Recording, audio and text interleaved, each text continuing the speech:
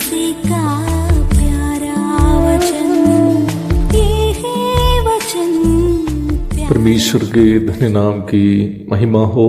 प्रभात मनन के सत्र 1994 में आप सभी का बहुत ही विनम्रता के साथ स्वागत करता हूँ।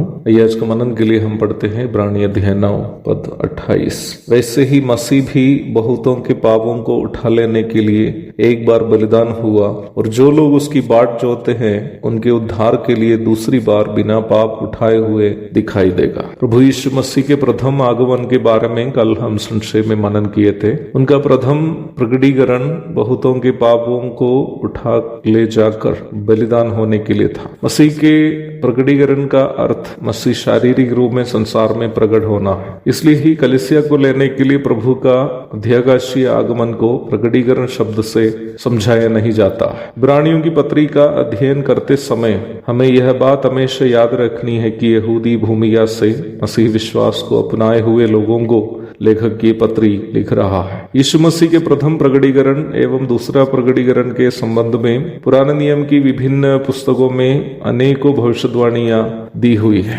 और इसलिए ही उन बातों को यहूदी भूमिका से मसीही विश्वास में आए हुए लोगों को समझाना कठिन बात भी नहीं थी। प्रभु यीशु मसीह मध्याकाश में आकर कलीसिया को लेने के लगभग 7 वर्ष के बाद प्रभु का दूसरा प्रकटीकरण होगा, अर्थात वह दूसरा बार संसार के सामने दिखाई देगा। प्रारंभ में बढ़ी गई पद में यह बात स्पष्ट किया हुआ है, जो लोग उसकी बाट जोते हैं उनके उद्धार के लिए दूसरी बार बिना पाप उठाए हुए दिखाई देगा। परंतु यहाँ एक संदेह उत्पन्न होने की संभावना है। जो लोग प्रभु का बाट जोते हैं उनके शरीर का उद्धार प्रभु के मध्याकाशीय आगमन के समय होगा या उनके दूसरे प्रकटीकरण के समय? निश्चित तौर पर प्रभु के मध्याकाशीय आगमन के समय ही। पहला कुरिन्थी 15 की 51 और 52, पहला थिस्सलुनीकियों अध्याय 4 पद 14 से 17 तक। यदि ऐसी बात है तो यहाँ क्यों लिखा है कि जो लोग उसकी बाट जोते हैं उनके उद्धार के लिए दूसरी बार बिना पाप उठाए हुए दिखाई देगा?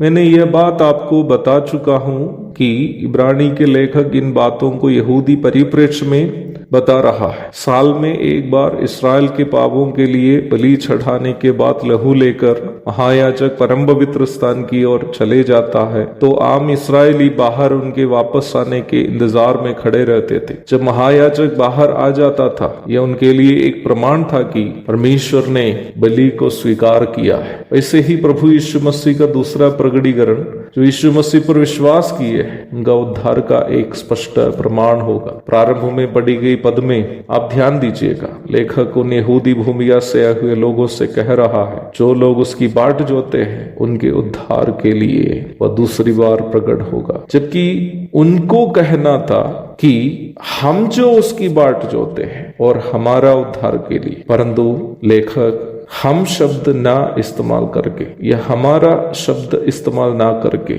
जो लोग उसकी बाट जाते हैं उनके उद्धार के लिए करके यहाँ बताया है। वास्तव में लेखक यहाँ उन लोगों को जो सताए एवं अन्य परिस्थितियों के कारण विश्वास से पीछे मुड़े हुए थे उनको चेता भी रहा है कि प्रभु उन लोगों के लिए आ रहा है जो उनका बाट जो रहे हैं। उद्धार पाए हुए लोगों को यीशु मसीह के आगमन की बाट जोते हुए रहना कितना महत्वपूर्ण है, यह बात को लेखक यहाँ पर पाठकों के सामने प्रस्तुत कर रहा है। इसी के साथ साथ इब्रानियों की पत्री 10 अध्याय की 37 और 38 भी जोड़कर पढ़ना चाहिए। वहाँ हम इस प्रकार पढ़ते हैं, क्योंकि अब बहुत ही थोड़ा समय रह गया है जबकि आने वाला आएगा और देर न करेगा, पर मेरा धर्मी जन विश्वास से जीवित रहेगा, और यदि वह पीछे हट जाए तो मेरा मन उससे प्रसन्न ना होगा। पर हम हटने वाले नहीं कि नाश हो जाए, पर विश्वास करने वाले हैं कि प्राणों को बचाए। सताव अन्य कठिन परिस्थितियों के सामने भी विश्वास को थामे रखते हुए यीशु मसीह के आगमन की बाट जोते हुए रहना हर एक मसीह विश्वासी की अनिवार्यता है। एक और शुभ दिन की धन्य कामनाओं के साथ आज का मनन मैं यहाँ समाप्त करता हूँ। प्रभु आप सबको आशीष दे। आमीन।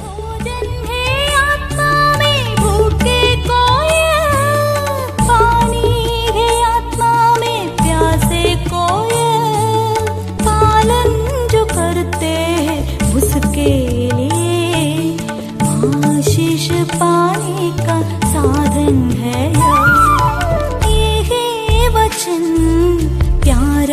वचन ईशो